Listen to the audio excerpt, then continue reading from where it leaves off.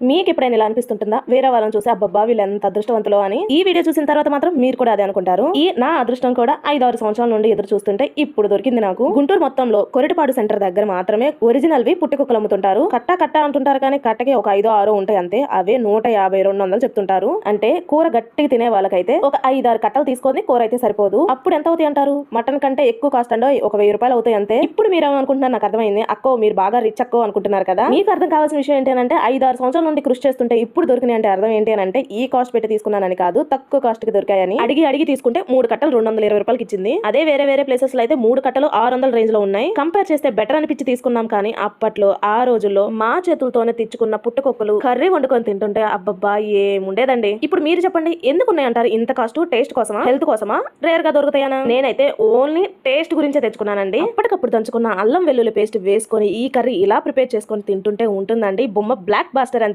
నేను ఎక్కడ తెచ్చుకున్నానో మీకు తెలియాలి అంటే బిఫోర్ వీడియో తప్పకుండా వాచ్ చేయండి. ఈ వీడియో నచ్చితే మాత్రం లైక్ చేసి షేర్ చేసి సబ్స్క్రైబ్ చేసుకోండి అబ్బా.